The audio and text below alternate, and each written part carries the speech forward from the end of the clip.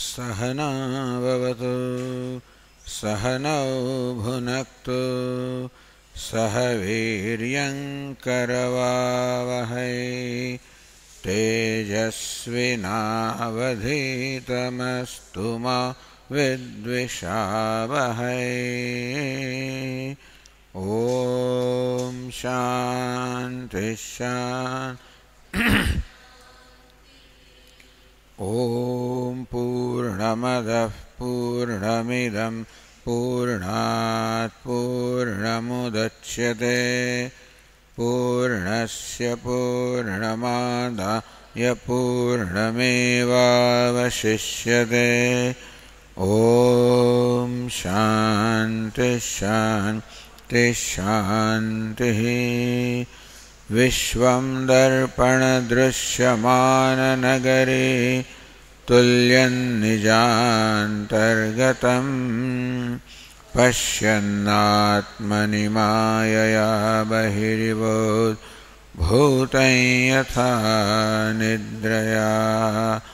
यः साक्षात् कुरुते प्रबोधसमये स्वात्मानमेवाद्वयं तस्मै श्रीगुरुमूर्तये नमः। इदं श्रीदक्षिणामूर्तये। वागीशायस्य वदने लक्ष्मीर्यस्य च वक्षसि यस्यास्ति हृदये संवित् तं नृसिंहमहं भजे। ॐ नमः परमहंसास्वादित चरणकमलचिन्मकरन्दाय भक्तजनमानसनिवासाय श्रीरामचन्द्राय विश्वसर्गविसर्गादि नवलक्षणलक्षितं श्रीकृष्णाख्यं परं धाम जगद्धाम नमामतं। सच्चिदानन्दरूपाय विश्वोत्पत्त्यादिहेतवे तापत्रयविनाशाय श्रीकृष्णाय वयं नमः। यं प्रव्रजन्तमनुपेतमपेतकृत्यं विरहकातर आजुहाव पुत्रेति तन्मयतया तरवोऽभिनेदुः तं सर्वभूतहृदयं मुनिमानतोऽस्मि। संसारसागरे मग्नं दीनं मां करुणानिधे कर्ममोहगृहीताङ्गं मामुद्धर भवार्णवात्। श्रीमद्भागवताख्योऽयं प्रत्यक्षः कृष्ण एव हि स्वीकृतोऽसि मया नाथ मुक्त्यर्थं भवसागरे। मनोरथो मदीयोऽयं सफलः सर्वथा त्वया निर्विघ्नेनैव कर्तव्यः दासोऽहं तव केशव। शुकरूपप्रबोधज्ञ सर्वशास्त्रविशारद एतत्कथाप्रकाशेन मदज्ञानं विनाशय। जन्माद्यस्य यतोऽन्वयादितरतः चार्थेष्वभिज्ञस्वराट्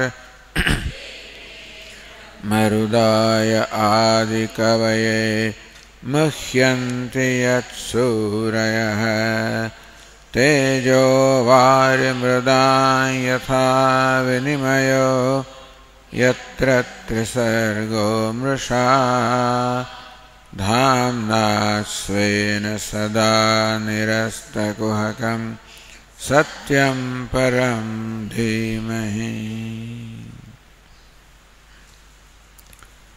શ્રીમદ ભાગવતના સપ્તમ સ્કંધમાં પ્રહલાદ સ્તુતિનો પ્રસંગ ચાલી રહ્યો છે. નૃસિંહ ભગવાન પ્રગટ થયેલા છે અને પ્રહલાદજી એમની સ્તુતિ કરી રહ્યા છે.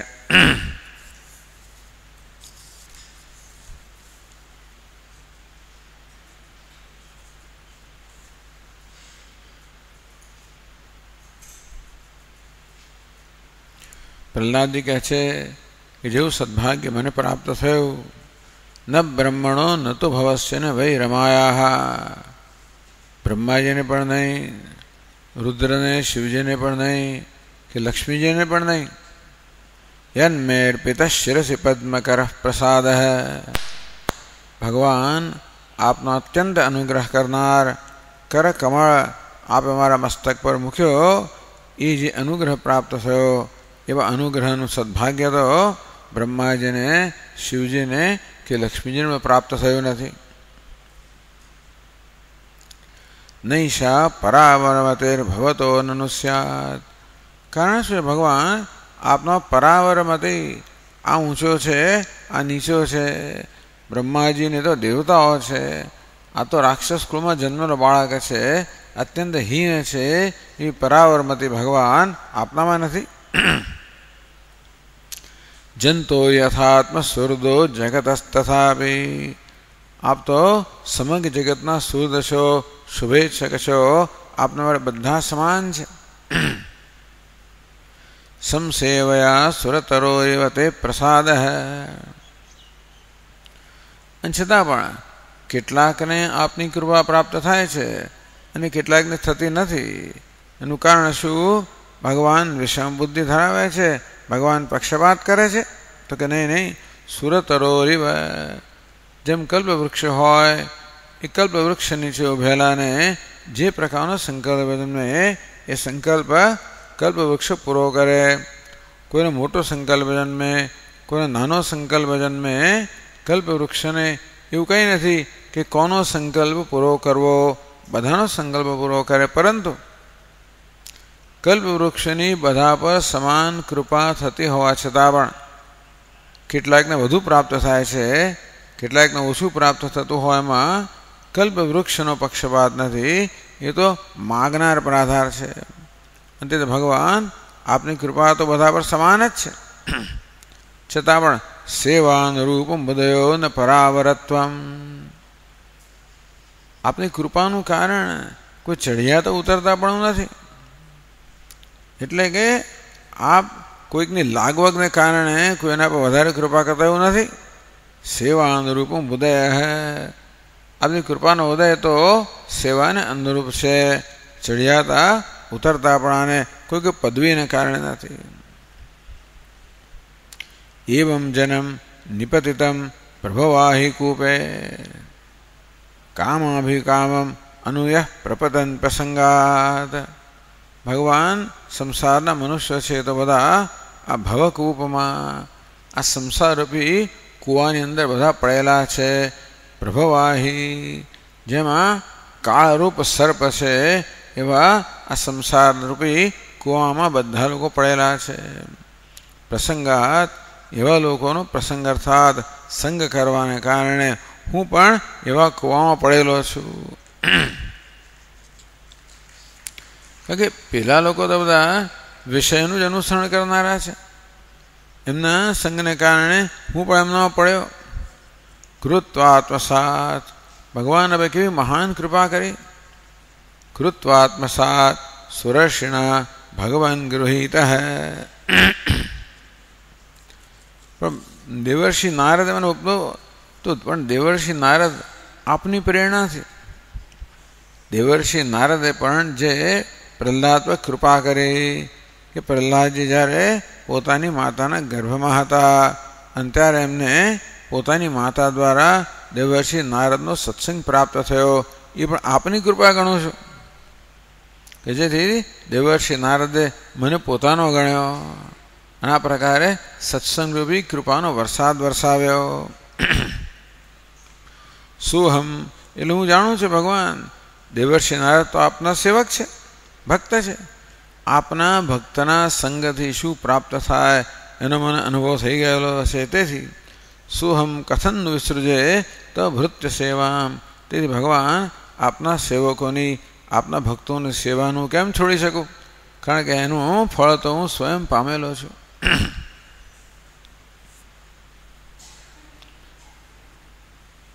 તો ભગવાન પ્રશ્ન કરે કે ભાઈ આપી આગળ વળી કૃપાનું વર્ણન કરે છે. મત પ્રાણ રક્ષણમ અનંત પિતુર્વધશ્ચ.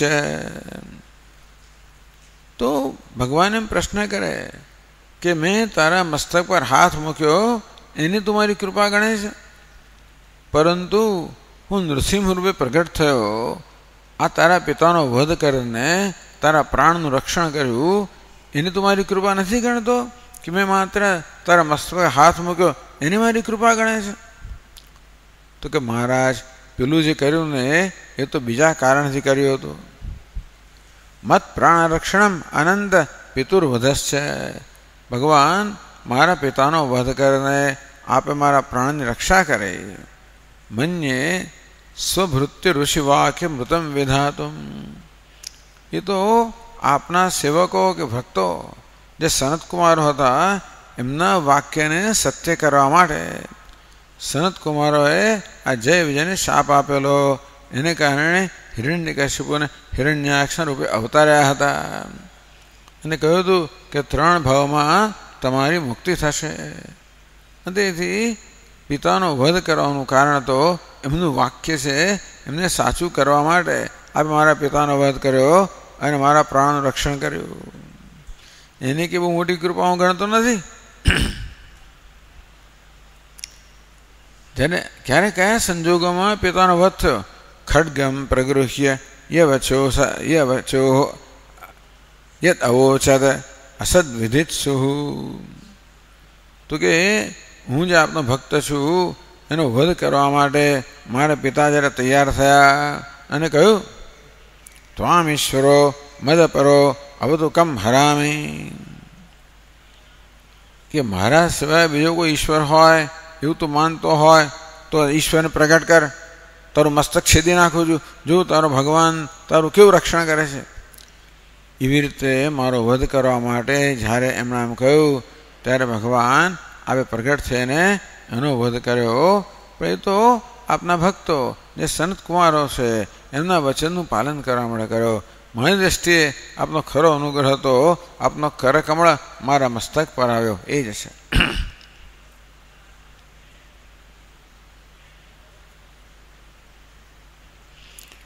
આમ આ બધા શ્લોકોની અંદર પ્રહલાદજીએ પહેલાં તો પોતે ભગવાનની સ્તુતિ કરવાની યોગ્યતા ધરાવે છે એ સિદ્ધ કર્યો કે કોણ આપની સ્તુતિ કરવા યોગ્ય છે, તો કોને આપની કૃપા પ્રાપ્ત થાય? જે આપની ભક્તિ ધરાવે છે એ જ વાસ્તવમાં આપની કૃપાને પ્રાપ્ત થાય. બાકી બીજા ગમે તેવા દુન્યવી મહાન ગુણો હોય એ મહત્ત્વના નથી. આપની ભક્તિ એટલે બીજા બધાની જેમ કોઈ દુન્યવી ગુણો હું ધરાવતો નથી, ભગવાન આપની ભક્તિ ધરાવું છું એટલું પૂરતું છે. ભક્તિ પ્રિય માધવ, માધવને માત્ર એક ભક્તિ જ પ્રિય છે અને તેથી હું આપની સ્તુતિ કરવા માટે યોગ્ય છું. અને બીજી વસ્તુ કહી પ્રહલાદજીએ, ભગવાન હવે આપના કોપને શાંત કરો. આપે કોપ કર્યો આ પિતાનો વધ કરવા માટે, બધું બરાબર છે, એ બધું કામ પતી ગયું છે, માટે હવે આપ આપના કોપને સંકેલી લો. હવે ભગવાનની સ્તુતિ કરે છે तो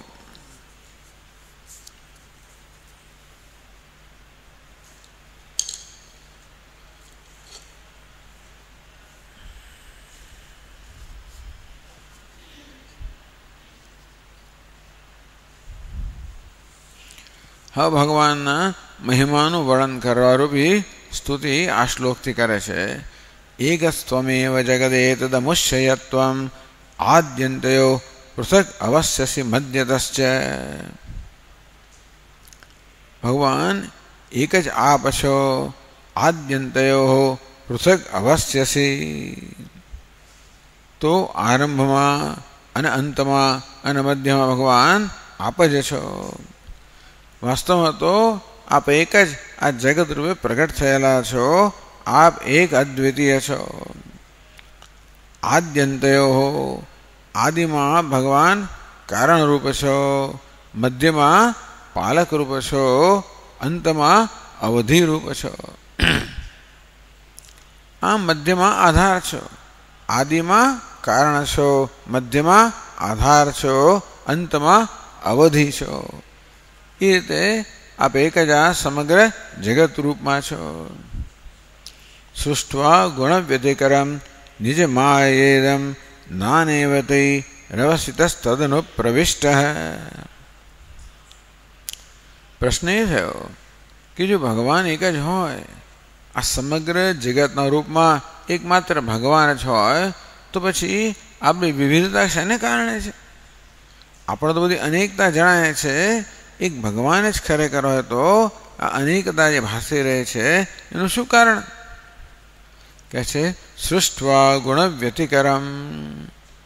ભગવાન આજે આપની માયા છે, માયાના 3 ગુણો છે, સત્વ રજસ તમસ. એનું આ બધું વૈવિધ્ય છે. આપે એ સર્વનું સર્જન કરીને અનુપ્રવિષ્ટ આપે એનામાં પ્રવેશ કર્યો અને આપ જ આ અનેક રૂપોમાં ભાસી રહ્યા છો. એટલે ભગવાન આપ એક જ છો, જગત રૂપે એક જ છો, તો જે અનેકતા છે કેમ સમજવી? ભગવાન આપ જ બધા અનેક રૂપોમાં ભાસી રહ્યા છો. કઈ રીતે? તો કે આપની માયા જે છે સત્વરજસ તમો ગુણાત્મિકા, આ માયાએ 3 ગુણથી વિવિધ બધા રૂપ ધારણ કર્યા અને આપે એ સૌમાં પ્રવેશ કર્યો અને આપ જ આ સર્વરૂપે ભાસી રહ્યા છો. હવે 343 પાના પર 31મા શ્લોકથી આગળ કહે છે. તો જ્યારે એવું કહેવામાં આવે કે ભગવાન જ આ જગતના રૂપમાં છે, ત્યારે પ્રશ્ન થવાનો જ કે જગદાત્મકત્વે વિકારિત્વ શંકામ વારયન. તો જગત તો સતત પરિવર્તનશીલ છે. આ જગતના દરેક પદાર્થો સતત વિકાર પામી રહ્યા છે, પરિવર્તન પામી રહ્યા છે. ભગવાન જ જગતના રૂપમાં હોય તો શું ભગવાન વિકારી છે? કોઈ જગતમાં તો વિષમતા છે, કોઈ ઊંચું નીચું હોય, કોઈ નાનું મોટું હોય, અને ભગવાન જ જગત રૂપ. શું ભગવાનમાં વિષમતા છે? હવે પ્રશ્ન જન્મે ને કે સ્વામીજી આ ચોરમાં ભગવાન છે, લૂંટારામાં ભગવાન છે, બધામાં ભગવાન છે. હવે જ્યારે તમે ભગવાન એક જ હશે, ભગવાન સિવાય અન્ય કાંઈ નથી એવું સાબિત કરવા માગો ત્યારે આવા પ્રશ્નો જન્મે. એટલે તરત જ ભગવાન એક જ છે એમ કહ્યા પછી આ બધા પ્રશ્નોનું નિરાકરણ કરવું પડે. એટલે 31મા શ્લોકમાં કહે છે, દૃષ્ટાંત સહિત કહે છે,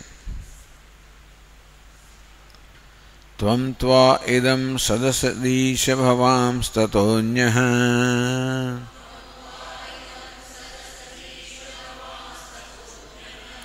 માયા યદાત્મપરબુદ્ધિરિયં હ્યપાર્થા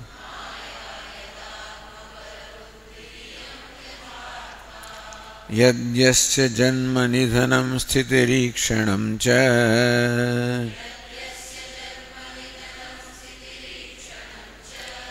તદ્વૈ તદેવ વસુકાલવદિષ્ટતર્વો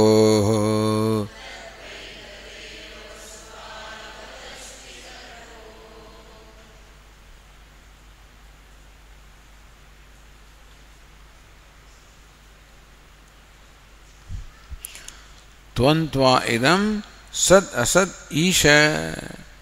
ઈશ સંબોધન છે. હે ઈશ, હે ભગવાન.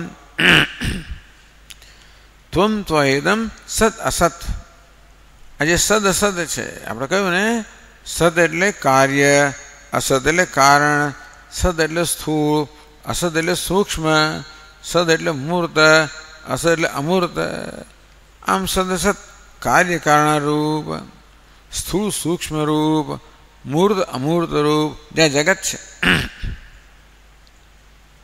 ત્વમ વૈ, ભગવાન એ સર્વ જગત તો ત્વમેવ ન ત્વત્તઃ પૃથક. આ બધું આપ જ છો, આપના અન્ય કંઈ જ નથી.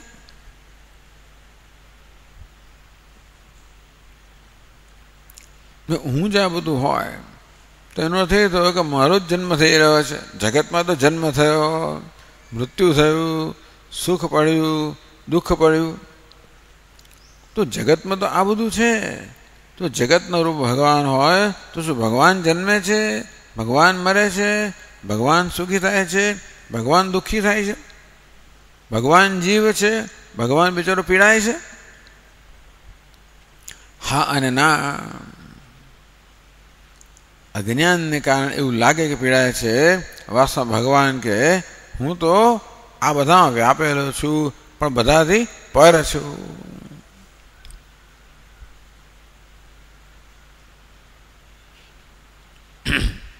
ભવાંસ્તુ તતઃ અન્યમ અન્યઃ ઇતિ.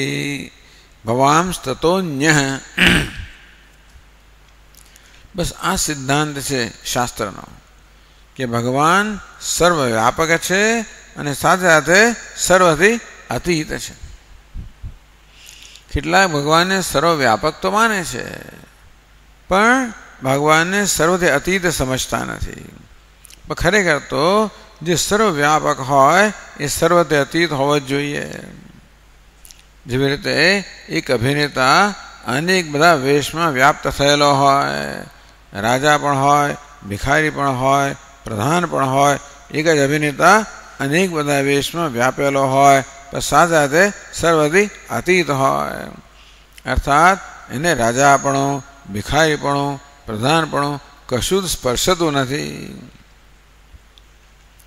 બહુ જ મહત્વનું છે. એટલે કે રાજાપણું, ભિખારીપણું, પ્રધાનપણું તો અભિનેતા પર કેવું છે? અધ્યારોપિત છે.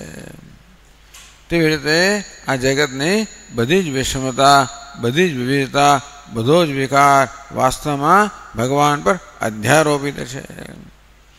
જેવી રીતે અભિનેતા બધા જ વેશમાં વ્યાપ્ત છે અને સાથે સાથે સૌથી અતીત છે.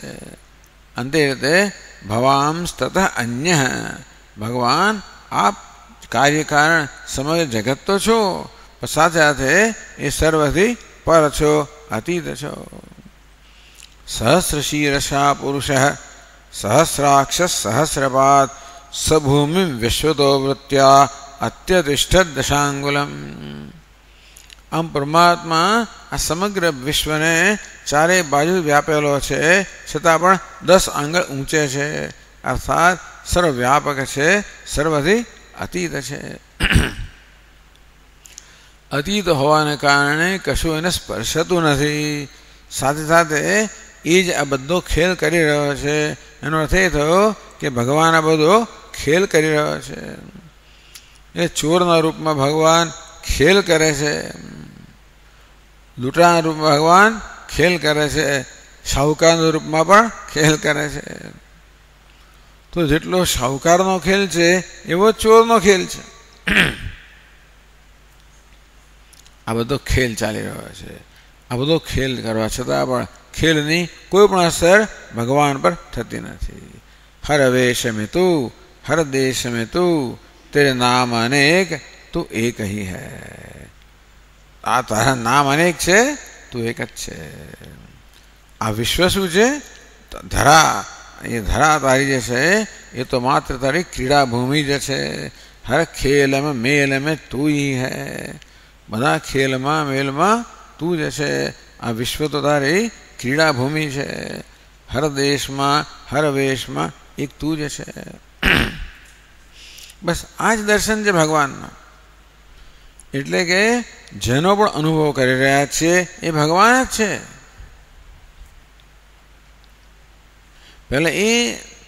પહેલાં એ વસ્તુ આપણે સાક્ષાત્કાર કરવાની છે કે એ વસ્તુ જાણવાની છે. પહેલી દ્રષ્ટિ કઈ છે? જે કે અનુભવનો વિષય છે એ ભગવાન છે. એવું ક્યારે થાય?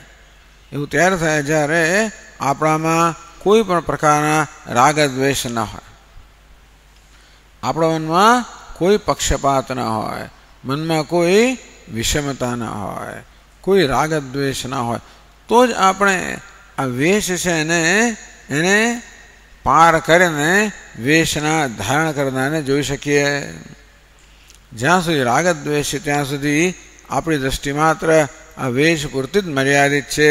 માટે વેશને ધારણ કરનાર છે એને આપણે જોઈ શકતા નથી, માણી શકતા નથી. પણ કોઈ રાગદ્વેષ ન હોય, સ્ત્રી હોય કે પુરુષ હોય, સાહુકાર હોય કે ચોર હોય, પાપી હોય કે પુણ્યશાળી હોય, સુહૃદ મિત્રારિદાસીન મધ્યસ્થ દ્વેષ્ય બંધુષુ સાધુસ્વભિજ પાપેશુ સમબુદ્ધિર્વિશિષ્યતે. મિત્ર હોય કે ઉદાસીન હોય કે શત્રુ હોય કે દ્વેષ કરનાર હોય, પાપી હોય કે પુણ્યશાળી હોય, જે કંઈ હોય, સમબુદ્ધિ, આ સર્વમાં સમાન બુદ્ધિ ધરાવનાર, એ સર્વત્ર પહેલાં સર્વવ્યાપક ઈશ્વરના દર્શન અને ત્યાર પછી સર્વથી અતીત ઈશ્વરના દર્શન. આ પ્રક્રિયા છે. પહેલાં સર્વવ્યાપક ઈશ્વરના દર્શન, એને આપણે કહે સગુણ બ્રહ્મના દર્શન. એટલા માટે ભગવદ્ ગીતામાં એકાદશ અધ્યાયમાં ભગવાને વિશ્વરૂપના દર્શન કરાવ્યા કે સમગ્ર વિશ્વમાં રૂપમાં એ જ છે. પછી એના અતીતના દર્શન. ત્વમ ત્વાયદમ સદસદીશ ભવામ તતોન્ય. હે ભગવાન, આ સદસદ અર્થાત આ કાર્ય કારણરૂપ જગત છે એ આપ જ છો. સાથે સાથે એટલે જ્યારે સર્વવ્યાપક છે ત્યારે જ સર્વથી અતીત છે. એવું નહીં કે હમણાં સર્વવ્યાપક છે અને પછી સર્વથી અતીત છે. જ્યારે સર્વમાં વ્યાપેલા છે ત્યારે પણ સર્વથી અતીત છે. અતીત અર્થાત એ થયો કે આમાંના કોઈ ગુણ કે દોષ એને સ્પર્શતા નથી. એટલા જ માટે વેદાંતિ લોકો રજ્જુ સર્પનું દૃષ્ટાંત આપે. આનો અર્થ એવો જ થયો કે રજ્જુ સર્પમાં વ્યાપ્ત છે અને સર્પથી અતીત છે, પણ સર્પના કોઈ પણ ગુણ કે દોષ રજ્જુને સ્પર્શતા નથી. બિચારા લોકો આ સમજી શકતા નથી. માયા યદાત્મ પરબુદ્ધિર્યમ હ્યપાર્થા યદ આત્મ પરબુદ્ધિ. પણ લોકોમાં આ પ્રકારની બુદ્ધિ છે, આ પ્રકારના ખ્યાલ છે, આ હું છું, આ મારું છે, આત્મ પરબુદ્ધિ. આ ભેદ બુદ્ધિ એટલે અયમ આત્મીય, અયમ પરઃ, આ મારો છે, આ જુદો છે. આત્મ પર, મારી અને હું, મારું અને તારું, આ હું છું, આ બેવ છે. આ પ્રકારની બુદ્ધિ એટલે કે આ પ્રકારના ખ્યાલ જે લોકો ધરાવે છે એ તો માયા જ છે. પાર્થ, માયા, પાર્થ એટલે કે વ્યર્થ, નિરર્થક, મિથ્યા. આ માયા છે એ જ આ બધો ખ્યાલ જન્માવનારી છે. ટૂંકમાં માયા એટલે શું? આ પ્રકારના ખ્યાલને જ માયા કહેવામાં આવે. આ બધોનો અનુવાદ તુલસીદાસજી મહારાજ કરતા હોય છે કે હું અને મારું છે એ જ માયા છે. કહેવામાં આવ્યું યદાત્મ પરબુદ્ધિ યમ માયા. આત્મા એટલે હું અને તું, આ મારું અને તારું, આ પ્રકારની બુદ્ધિ કે ખ્યાલ છે એ જ આ વ્યર્થ માયા છે. આ જ ભેદ બુદ્ધિ. ભ્રાંતિરૂપાયવ સર્વસ્યૈવ જગતઃ ભવદ્રૂપત્વાદ ભવદીયત્વાચ્ચ. હું પણ ભગવાન છે અને મારું પણ ભગવાન છે. જે છે ભગવાન છે અને જે છે ભગવાનનું છે. એટલે હું અને મારું બંને ભગવાન છે. હુંના રૂપમાં ભગવાન છે અને મારાના રૂપમાં ભગવાન છે. પણ હું અને મારું કહીને તું અને તારો એમ કરીને આ ભેદ બુદ્ધિ જે બિચારો મનુષ્ય ધરાવે છે એ વાસ્તવમાં માયા જ છે. બસ આટલું ના હોત તો કામ થઈ ગયું હોત. ભગવાન આ જગત રૂપે અભિવ્યક્ત થયા, ખેલ કરી રહ્યા છે. એવું આપણે જ્ઞાન હોત, આ હું મારું ના હોત તો શું જીવન હોત આપણો વિચાર કરો. બધા લોકો બ્રહ્મલોકમાં હોત, સતત ભગવાન અનુભવ કરી રહ્યા હોત. એટલે ખેલ માટે બીજે ક્યાંય જવાની જરૂર જ ના પડે. કોઈ સિનેમાની જરૂર પડે જ નહીં, સિનેમા જ ચાલી રહ્યો છે. પણ ક્યારે આપણે જ્યારે અલગ આ સિનેમામાં આપણે પણ પાત્ર બની જઈએ છીએ, તકલીફ છે. પેલો સિનેમા જોવા જઈએ ત્યારે આપણે અલગ રહી શકીએ છીએ અને તેને માણી શકીએ છીએ. આ સિનેમા આપણે પાત્ર બની ગયા પ્રેક્ષકને બદલે, અંતેથી આપણે એને માણી શકતા નથી. આ બધું કેમ છે તો કે માયા. આ બધાને કહેવા માટે આપણી પાસે બીજું કોઈ કારણ નથી, એક જ ઉત્તર છે, માયા.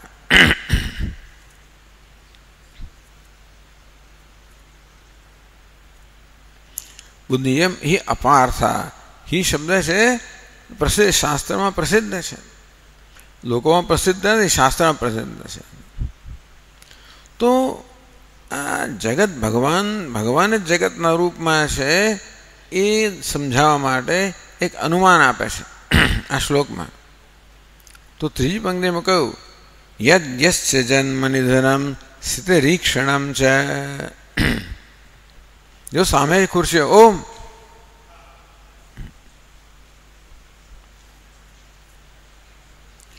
યદ યસ્ય જન્મ નિધનમ સ્થિતિરીક્ષણમ ચ.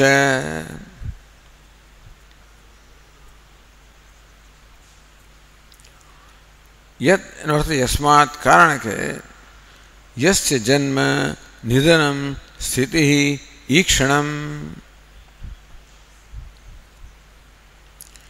તો જેનો જન્મ, ઈક્ષણ એટલે જોવું, એટલે કે પ્રકાશ, યસ્મિન નિધનમ સ્થિતિ, જેમાં જન્મ હોય, જેમાં મૃત્યુ હોય, જેમાં પ્રકાશ હોય, જેમાં સ્થિતિ હોય, એ જ વસ્તુ વાસ્તવમાં એ જ હોય.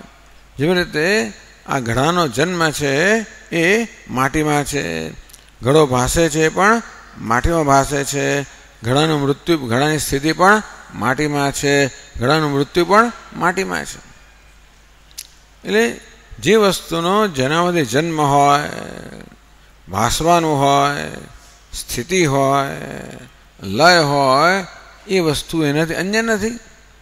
આ ઘડો માટીથી અન્ય નથી, કારણ કે ઘડાનો જન્મ માટીમાંથી છે, ઘડાનું હવાપણું માટીમાં છે, ઘડો ભાસે છે પણ માટીમાં, અને ઘડાનો લય પણ માટીમાં છે, માટે ઘડો માટી જ છે.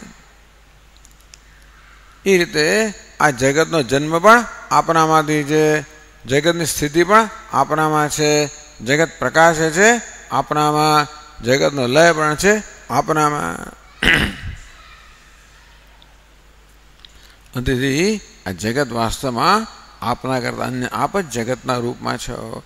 જેમ માટી જ ઘણા રૂપમાં છે તેમ આપ જ જગતના રૂપમાં છો.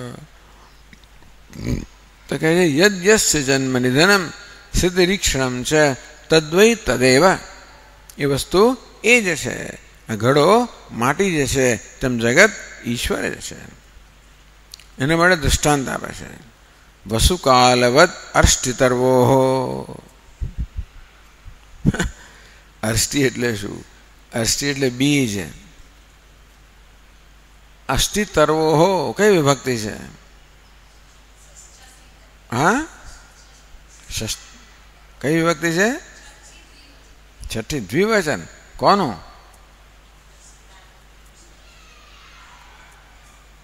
કયા શબ્દની છઠ્ઠી દ્વિવચન છે? બરાબર, બોલો. લો, છઠ્ઠી ને દ્વિવચન કહ્યું, પછી કયો શબ્દ છે એ વગર છઠ્ઠી દ્વિવચન કેવી રીતે કહ્યું?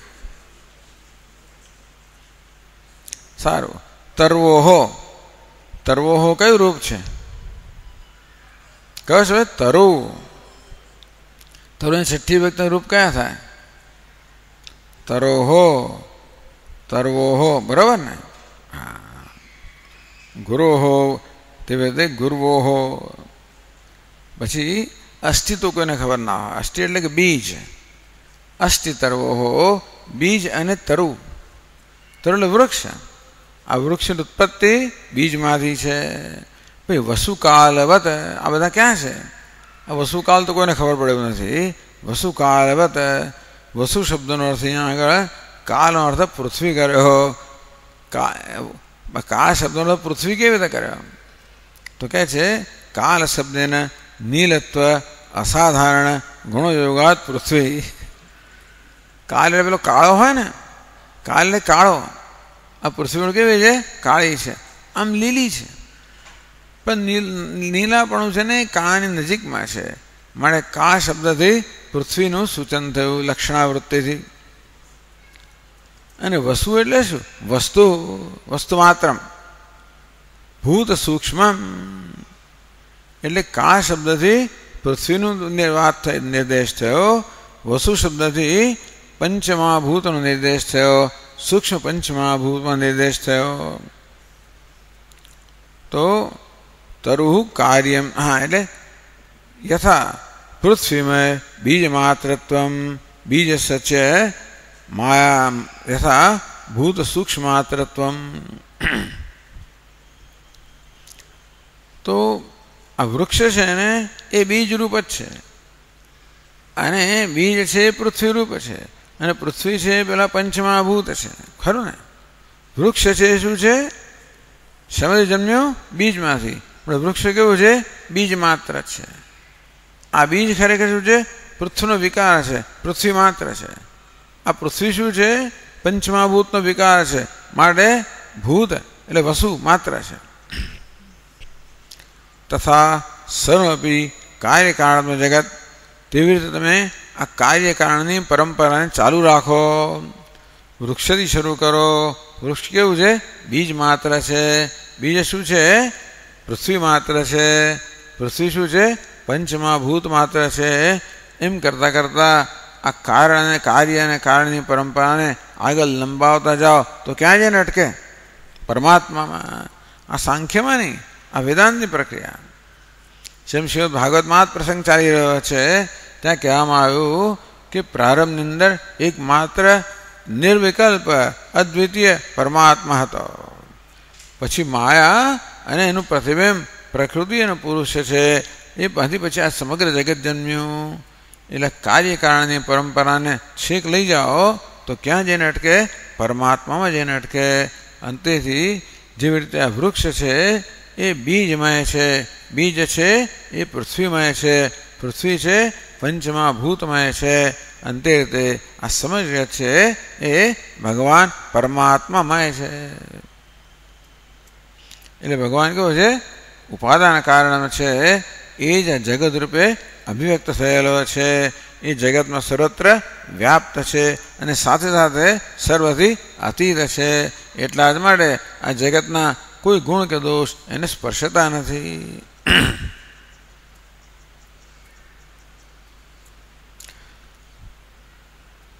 તથા જ પારમર્શમ સૂત્રમ. સૂત્ર છે તદનન્યત્વમ આરંભણ શબ્દાદિભ્ય. એવું સૂત્ર આવશે આપણામાં. તદ અનન્યત્વ. તો આ જગત છે ને એ બ્રહ્મથી અનન્ય છે. જગત બ્રહ્મથી અન્ય નથી. બ્રહ્મ જગતથી અન્ય છે પણ જગત બ્રહ્મથી અન્ય નથી. આરંભણ શબ્દાદિભ્ય. કારણ કે કયું? વાચારંભણમ વિકારો નામધેયમ મૃત્તિકા ઇત્યવ સત્યમ. આ બધા વિકારો છે એ માટી જ છે. તેવી રીતે જગત છે એ બ્રહ્મ જ છે.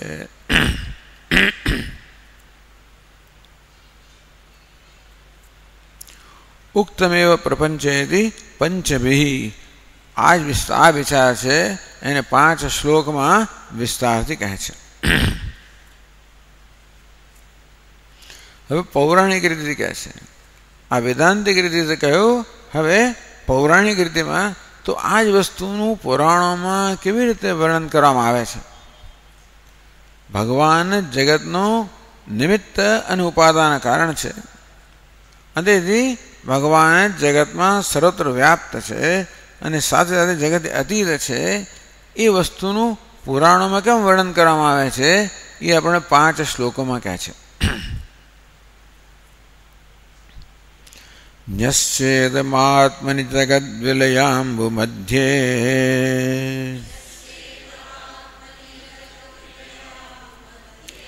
શેષેત્મના નિજ સુખાનુભવો નિરીહ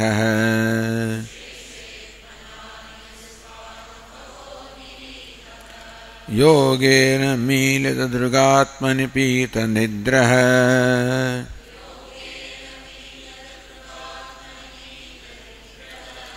તુર્યે સ્થિતો ન તુ તમોન ગુણાંશ્ચ યુંક્ષે.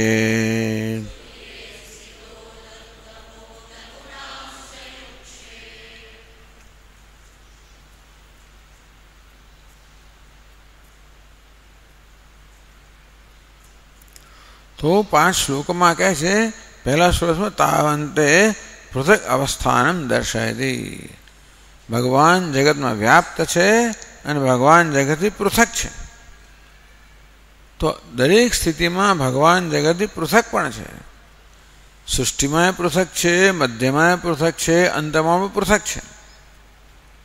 તો સૃષ્ટિના અંતમાં કેવી રીતે ભગવાન જગતથી પૃથક છે, ભિન્ન છે, એ આ શ્લોકમાં કહ્યું. તો શું કરે છે ભગવાન? જો બીજી પંક્તિમાં શેષેત્મના નિજ સુખાનુભવો નિરીહ, તે એક અવગ્રહ ચિહ્ન હોવું જોઈએ, જેમાં દેખાડ્યું નથી. શેષેત્મના, આત્મનાનો જે આત્મના જોઈએ, પણ આત્મના હોય તો આ સમજી ના થાય. એટલે આત્મના છે ને છંદસ કેવું છે? આત્મના. એટલે આર્ષ પ્રયોગ થયો. આત્મનાને બદલે આત્મના એવો પ્રયોગ કર્યો. શેષે આત્મના, એમાં આનો લોપ થયો, મળે શેષેત્મના એવું થઈ ગયું. એટલે ન્યસ્ય ઇદમ આત્મની ઇદમ જગત આત્મની આત્મના ન્યસ્ય. આત્મના સ્વેનેવ આત્મની સ્વસ્મિનેવ ઇદમ જગત નસ્ય નિક્ષિપ્ય. ટૂંકમાં જગતનો જ્યારે પ્રલય થાય છે ત્યારે શું કરે છે?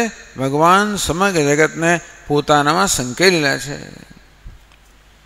એટલે આપણે ભગવાન તો સમુદ્રની અંદર, જળની અંદર શેષ શૈયા પર વિરાજમાન હોય એ પ્રલયનું ચિત્ર છે. અંતે વખતે આ સમગ્ર જગત છે એનો ભગવાન કોળિયો કરી ગયેલા છે, બધાને પોતાનામાં સમાવી લીધેલું છે અને સમગ્ર જગત એમના જઠરમાં છે. આ પ્રકારની કલ્પના છે કે જે વિલયામ્બ મધ્યે શેષે, એટલે પ્રલયની અંદર આ સમગ્ર જગતને પોતે જ પોતાનામાં સમાવી લઈને જગન્યસ્ય નિક્ષિપ્ય વિલયામ્બુ મધ્યે શેષે. આ જે અંબુ જળ છે ને એ કેવું છે? પ્રલયનું જળ છે. એટલે આમ એવી જાતનું વર્ણન આવે કે જાણે કે પ્રલય થયો ત્યારે આ સમગ્ર પૃથ્વી જળબંબાકાર થઈ ગઈ, પૃથ્વી જળની અંદર ડૂબી ગઈ, જગત સમગ્ર જળમાં ડૂબી ગયું. એમ કહેવાય કે આ જળ જે છે એ પંચમહાભૂતનું સૂચક છે. તેથી દરેક મહાભૂત પૃથ્વી જળમાં, જળ અગ્નિમાં, વાયુમાં, આકાશમાં, એ પ્રકારે આ જળ છે ને એ કારણ બતાવે છે. આ જળ જે છે ને એ પૃથ્વીનું કારણ છે. એટલે ભગવાન જ્યારે જળની અંદર આવા સૂતેલા છે ત્યારે કારણ સ્થિતિની અંદર ભગવાન સૂતેલા છે, એ કારણ અવસ્થામાં રહેલા છે. વિલયામ્બ મધ્યે પ્રલયોદક મધ્ય શેષે સ્વયં કરોશી. ભગવાન તો વ્યક્ત આપે આ પ્રલયના જળની અંદર આપ શયન કરી રહ્યા છો. એટલે કે સમગ્ર જગતને પોતાનામાં સમાવીને ભગવાન આપ પ્રલયના જળની અંદર શયન કરી રહ્યા છો.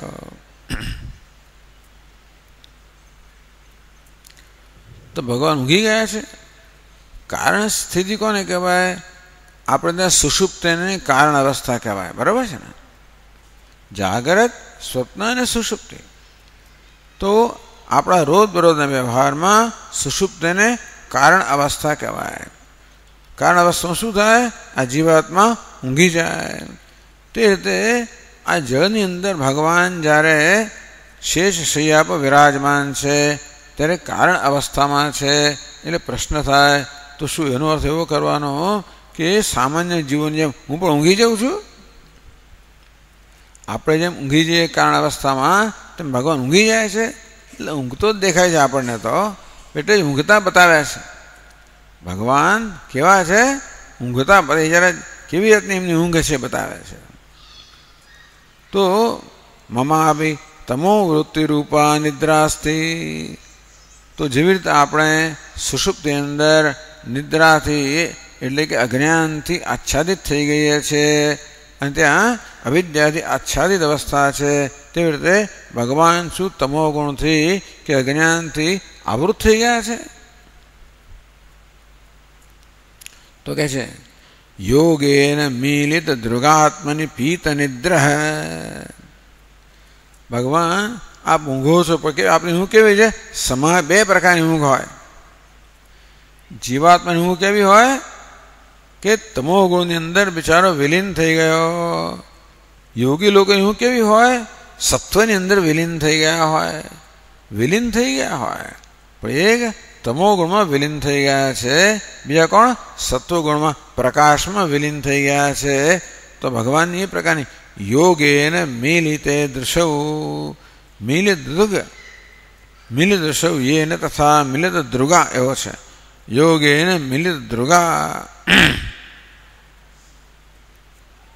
અથવા મિલિત દૃગ. હા, યોગેન મિલિત દૃગ. યોગ એટલે શું? સ્વસ્વરૂપાનુસંધાન લક્ષણેન યોગેન. ભગવાન ત્યારે ધ્યાન કરી રહ્યા છે. ભગવાન ત્યારે ધ્યાન અવસ્થામાં છે. એની નિદ્રા શું કહે છે? યોગ નિદ્રા કહેવાય છે. યોગ એટલે શું? સ્વસ્વરૂપનું અનુસંધાન. આ વાત મેં આગળ તમને કહી હશે. બહુ વર્ષો પહેલાં અમે મુંબઈના આશ્રમમાં જ્યારે હતા ત્યાં ભગવાન જગદીશ્વરનું મંદિર છે. ભગવાનને શિવલિંગ તો છે, ભગવાન જગદીશની પ્રતિમા પણ છે. અને ભગવાન તો આવી રીતે આંખો બંધ કરીને ધ્યાન કરી રહ્યા છે. તો એક બાળક એની માને પૂછે કે માં, મમ્મી, આપણે ભગવાનનું ધ્યાન કરીએ, આ ભગવાન કોનું ધ્યાન કરી રહ્યા છે? બિચારી મમ્મી તો ગૂંચવાઈ ગઈ. પણ શું ઉત્તર છે?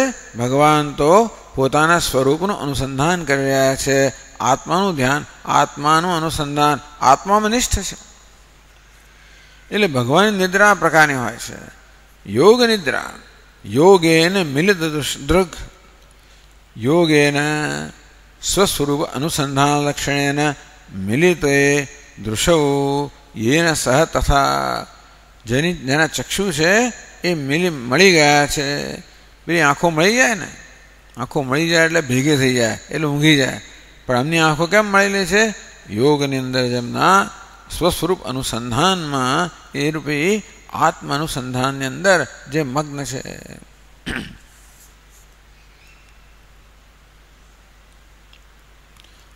પણ યોગની નિદ્રા કેમ કહેતા હશે?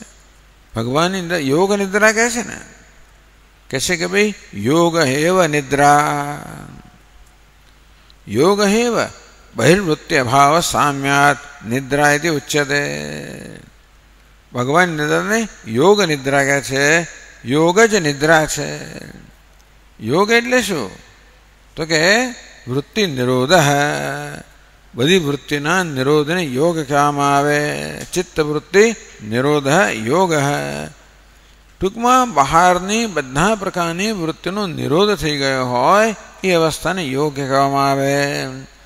તો ભગવાનની નિદ્રા આ પ્રકારની છે કે બધા જ પ્રકારની વૃત્તિનો નિરોધ થઈ ગયો છે. એટલે યોગ નિદ્રા એટલે યોગ એવ નિદ્રા આ પ્રકારનો અર્થ કર્યો. યોગ એટલે શું કર્યું? સ્વસ્વરૂપ અનુસંધાનમ. પોતાના સ્વરૂપનું અનુસંધાન રૂપી એને કારણે જેમની આંખો મળેલી છે, ઊંઘી ગયા છે માટે નહીં, પરંતુ સ્વસ્વરૂપ અનુસંધાન થઈ રહ્યું છે માટે જેમની આંખો મળેલી છે એ વસ્તુને યોગ કહેવામાં આવ્યું. અને એ પ્રકારની નિદ્રામાં ભગવાન છે, માટે એને યોગ નિદ્રા કહેવામાં આવી. તે ભગવાન કહે છે નિરીહ. ઈહ એટલે ચેષ્ટા, નિરીહ સર્વ બહિક્રિયા શૂન્ય. ભગવાન બધા પ્રકારની ઈહ અર્થાત ચેષ્ટાથી રહિત છે. કોઈ પ્રકારની બાહ્ય કે અંદર કોઈ પ્રકારની ક્રિયાઓ નથી. સર્વ રીતે શાંત છે. શાંતાકારમ ભોજગશયનમ. ભગવાન ભુજગ અર્થાત ભુજંગ પર શયન કરે, પણ શાંતાકારમ, કોઈ પણ પ્રકારની ચેષ્ટા નથી. શરીરની કે ઇન્દ્રિયોની ચેષ્ટા તો નથી જ, પણ મનની પણ કોઈ ચેષ્ટા નથી. આ રીતે પ્રશાંત અવસ્થા છે. એવી ભગવાનની યોગ નિદ્રા છે. એ જાગ્રત નિદ્રા છે. ભગવાન અત્યંત જાગ્રત છે. તામ યોગમિતિ મન્યન્તે સ્થિરામ ઇન્દ્રિય ધારણામ. બધી ઇન્દ્રિયો જે સ્થિર બની ગઈ હોય, પાંચે જ્ઞાનેન્દ્રિયો મન સહિત બરાબર શાંત થઈ ગઈ છે, બુદ્ધિમાં કોઈ ચેષ્ટા નથી, આ પ્રકારની સ્થિતિને યોગ કહેવામાં આવે છે. એટલે આપણે એમ લાગે ઊંઘે છે કે નહીં, ખરેખર કેવા છે? આત્મની પીત નિદ્રા. વસ્તુ આત્મના સ્વરૂપ પ્રકાશેન અથવા આત્મના પીત નિદ્રા. આત્મના સ્વરૂપ પ્રકાશેન પીત નિદ્રા નિપીતા નિરસ્તા નિદ્રા યેન સહ તથા. ભગવાન ત્યારે કહેવાય છે જેણે નિદ્રાનું પાન કરી લીધેલું છે, અર્થાત નિદ્રાને દૂર કરી છે. ભગવાન અત્યંત જાગ્રત છે, એટલે અત્યંત નિદ્રામાં હોય અને અત્યંત જાગ્રત હોય એ બંને સમાન જણાય. એટલે આવો નિયમ છે. અત્યંત પરસ્પર વિરોધી વસ્તુ સમાન જણાતી હોય તો ભગવાન અત્યંત જાગ્રત છે. એને કારણે આત્મના સ્વરૂપ પ્રકાશેન, પોતાના સ્વરૂપના જ્ઞાનને કારણે જે જાગ્રત છે એ નિદ્રાનું પાન કર્યું છે, અર્થાત નિદ્રાનો ત્યાગ કર્યો છે, નિદ્રાને દૂર કરી છે. ભગવાન ઊંઘીએ તો આપણું શું થાય ભાઈ? એટલે આખું જગત જ્યારે નિદ્રામાં છે ત્યારે ભગવાન તો જાગ્રત છે. ક્રતૌ સુપ્તે જાગ્રત ત્વમસી ફલયોગે કૃતમતામ. ભલે કર્મ કર્યું, કર્મ તો ઊંઘી ગયું. કોણ જાગ્રત છે? ભગવાન જાગ્રત છે. આ કર્મ થયું એની નોંધ લેનાર છે, એનું ફળ ક્યારે મળવું જોઈએ એ જાણનાર છે. અને એટલા જ માટે કોઈ કર્મને જોઈને કર્મ કરતું નથી. ભગવાન આપની તરફ નજર રાખી અને બધા કર્મ કરતા હોય છે.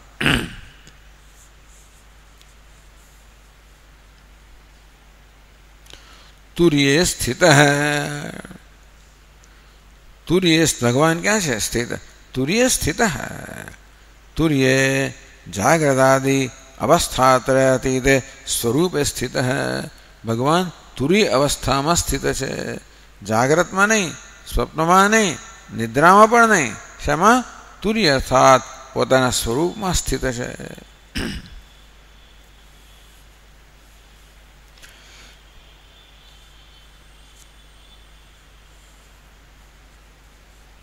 ન તો તમઃ. ભગવાન આપ તમસમાં અંધકારમાં સ્થિત નથી. ન ગુણામ સંયુંશે, અથવા તો આપ કોઈ ગુણા છે ને આ વિષયો પણ છે એ વિષયોને પણ આપ જોઈ રહ્યા નથી. આપની બહાર પણ નજર નથી, આપની નિદ્રામાં પણ નજર નથી, તમો ગુણમાં પણ નજર નથી. એ કેવી નજર છે? જગતમાં કોઈ નજર નથી, તમો ગુણમાં પણ નજર નથી. ક્યાં નજર છે? સ્વસ્વરૂપમાં નજર છે. અને તેથી કેવો છે? નિજ સુખાનુભવ. નિજ સુખસ્ય સ્વરૂપાનંદસ્ય અનુભવ સાક્ષાત્કાર. ભગવાન ત્યારે આપ આપના સ્વરૂપભૂત આનંદનો અનુભવ કરી રહ્યા છો અને બધી ચેષ્ટાથી મુક્ત છો, પ્રશાંત છો, અત્યંત જાગ્રત છો. અને છતાં પણ જાણે કે નિદ્રામાં છો, કારણ કે આપ સ્વસ્વરૂપનું અનુસંધાન કરી રહ્યા છો. ક્યારે? જગતના અંતમાં, પ્રલયમાં. ત્યારે પ્રલયકાળની જે જળ છે, કારણ અવસ્થા છે, એમાં તે વખતે આપ આ પ્રકારની નિદ્રા લઈ રહ્યા છો. આ ભગવાનનું સુંદર ચિત્ર. શાંતાકારમ ભુજગશયનમ પદ્મનાભમ, હમણાં આવશે આગળ, પદ્મ એના નામમાં છે પણ આવશે. સુરેશમ વિશ્વાધારમ ગગન સદૃશમ મેઘવર્ણમ શુભાંગમ લક્ષ્મીકાંતમ કમલનયનમ યોગભેદ ધ્યાનગમ્યમ વંદે વિષ્ણુમ ભવભયહરમ સર્વલોકૈકનાથમ.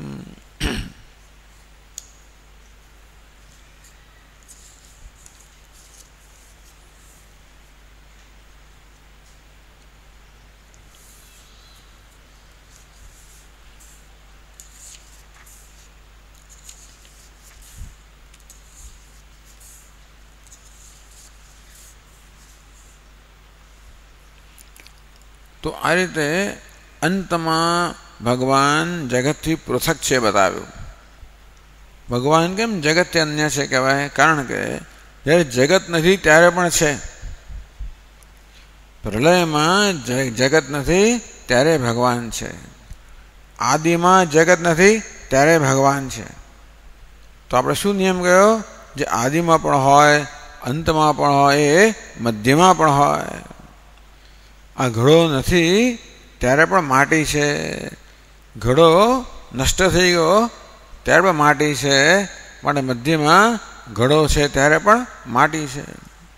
એટલે આગળના શ્લોકમાં આપણે સમજાયું કેવી રીતે પ્રળય અવસ્થામાં જ્યારે જગત નથી ત્યારે પણ ભગવાન છે.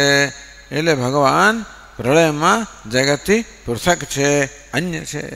હવે બતાવે છે કે આદિની અંદર પણ ભગવાન જગતથી પૃથક છે. આદિમાં હજી જગત નથી ત્યારે પણ ભગવાન છે. સર્વકારણત્વેન આદૌ અપી પૃથક અવસ્થાનમ, તો ભગવાન પ્રલયમાં લય સ્થાન છે. ભગવાન જગતનું લય સ્થાન છે. તો પ્રારંભમાં બધાનું કારણરૂપ છે. કારણ રૂપે જગતના આદિમાં છે, લય સ્થાન રૂપે જગતના અંતમાં છે, અને આધાર રૂપે જગતના મધ્યમાં છે. સર્વકારણત્વેન આદૌ અપી પૃથક અવસ્થાનમ સૂચયન, બધાના કારણ હોવાના કારણે આદિમાં પણ બધા કરતાં પૃથક છે એવું સૂચિત કરે છે. મધ્યતશ્ચ ત્વમેવ ઇતિ એતत् પ્રપંચેતિ ચતુર્ભિઃ, 4 શ્લોકમાં કહે છે.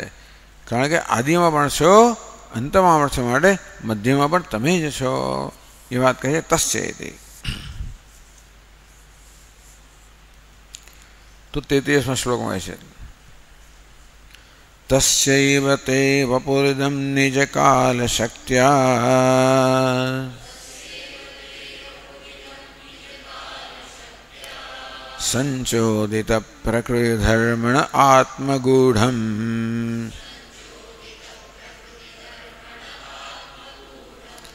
અંબસ્ય નંતશયનાદ્વિર્મત્સમાધેઃ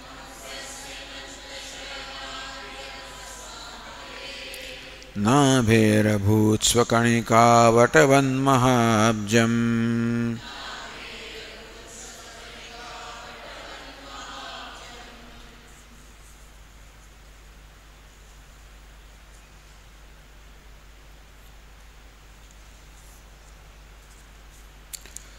તસ્યૈવ તે વપુરિદં નિજકાલ શક્ત્યા, તો અંબસી શેષે, જે ભગવાન પ્રલયકાળની અંદર જળ પર શયન કરી રહ્યા છે. તસ્યૈવ તે વપુરિદમ, આ ઇદમ, આ વિશ્વ છે, આપણું જ આ વપુ છે. તો કે આ જગત છે એ આપનું શરીર છે, બીજું કંઈ નથી. અતઃ મધ્યતશ્ચાપી ત્વમેવ ઇત્યર્થ. તો આદિમાં ભગવાન જે આ કારણ રૂપે જળમાં શયન કરી રહ્યા હતા, એમનું જ આ વપુ છે, એમનું જ આ શરીર છે. જે આગળ વર્ણન કરવામાં આવ્યું ને કે માયાના કારણે વિવિધ નામ રૂપો સર્જાય છે, ભગવાન એમાં પ્રવેશ કરે છે, એ માટે આ જગતના રૂપમાં ભગવાન જ છે. પરંતુ ભગવાન જગતમાં સર્વત્ર વ્યાપ્ત હોવા છતાં પણ સર્વથી અતીત છે, અને તેથી જગતના કોઈ પણ વિકાર કે ગુણ દોષ ભગવાનને સ્પર્શતા નથી. આ બધું છે માયા છે. એટલે મધ્યમાં પણ આપ જ છો.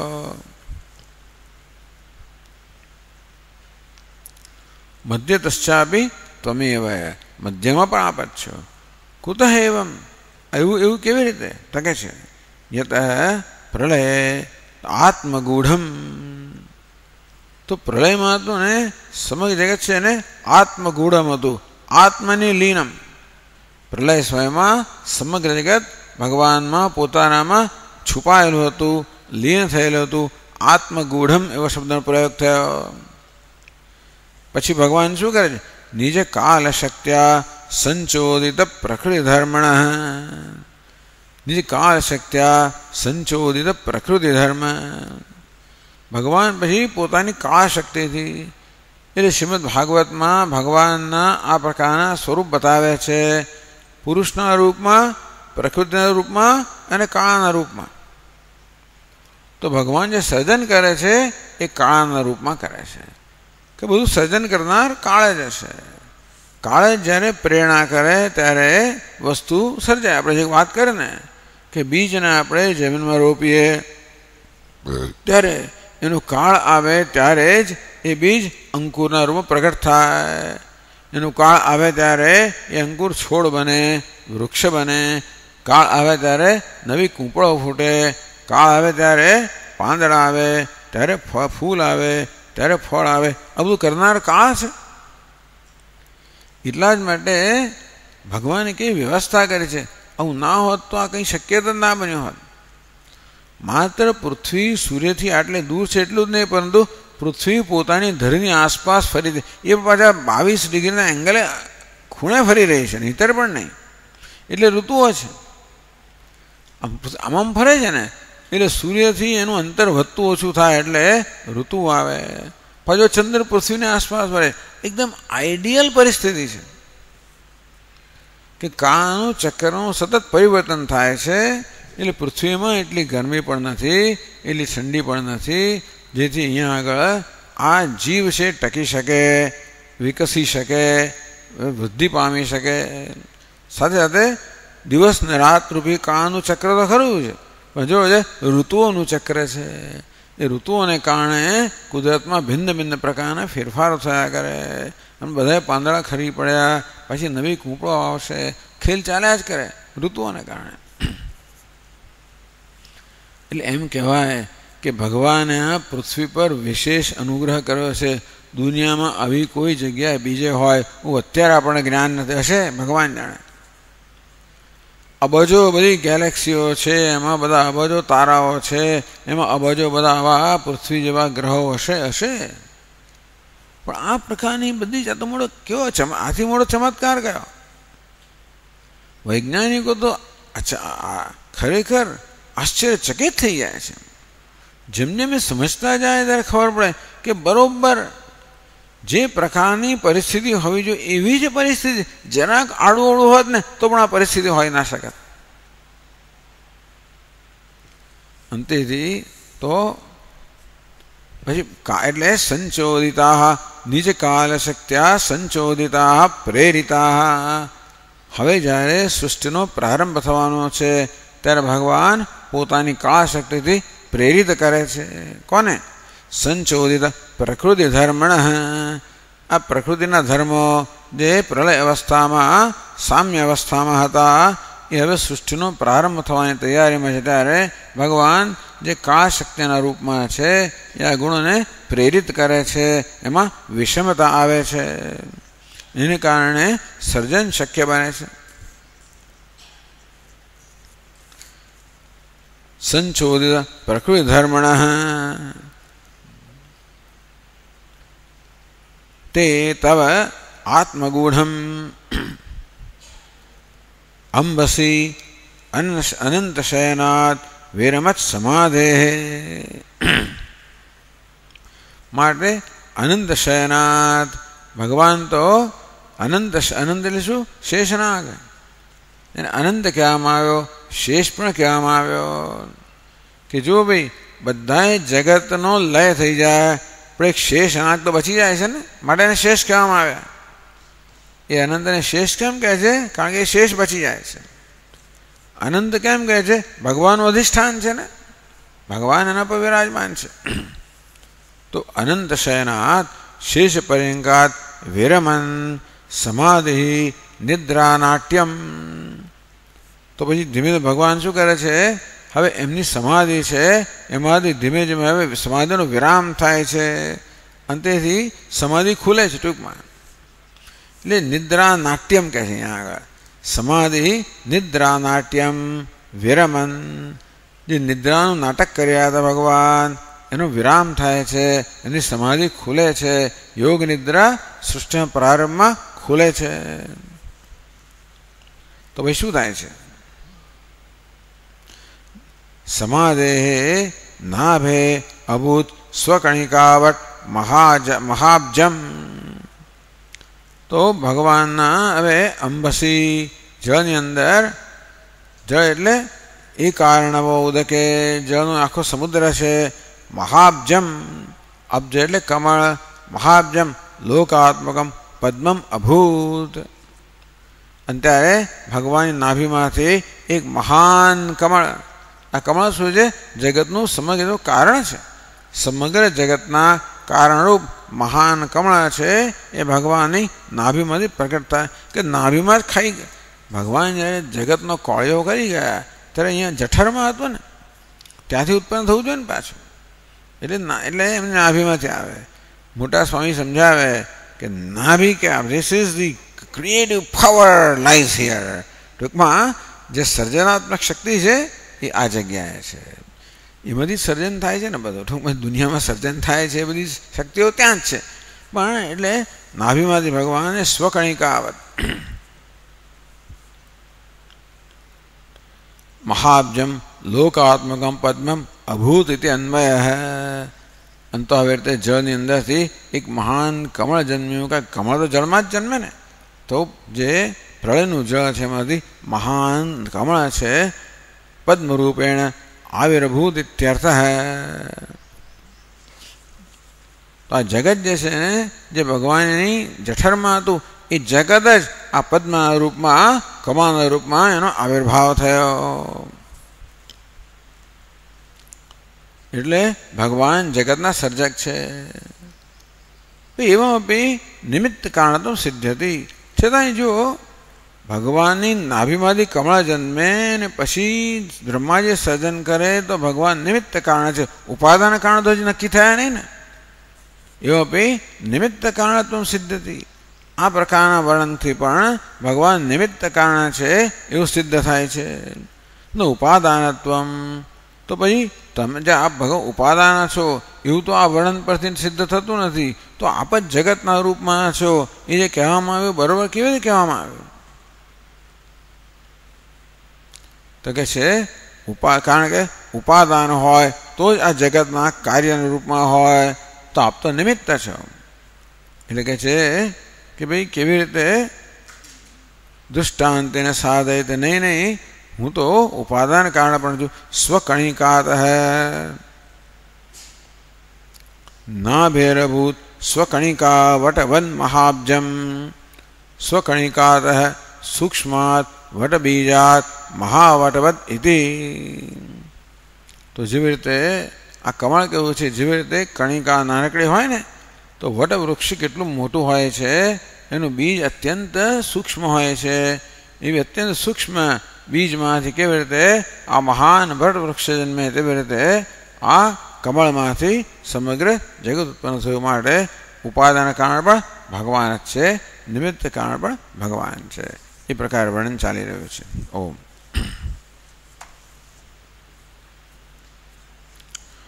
ઓમ પૂર્ણમદઃ પૂર્ણમિદં પૂર્ણાત પૂર્ણમુદચ્યતે પૂર્ણસ્ય પૂર્ણમાદાય પૂર્ણમેવાવશિષ્યતે. ઓમ શાંતિ શાંતિ શાંતિ. સચ્ચિદાનંદરૂપાય વિશ્વોત્પત્યાદિહેતવે તાપત્રય વિનાશાય શ્રીકૃષ્ણાય વયં નમઃ. જન્માદ્યસ્ય યતોન્વયાદિતરતઃ ચાર્થેષ્વભિજ્ઞસ્વરાટ तेने ब्रह्मरुदाय आदिकवये मुह्यन्ति यत्सूरयः तेजो वायुर्मृदा यथा विनिमयो यत्र त्रिसर्गो मृषा धाम्ना स्वेन सदा निरस्तकुहकं सत्यं परं धीमहि ॐ शान्ति शान्ति शान्तिः हरिः ॐ श्रीगुरुभ्यो नमः हरिः ॐ।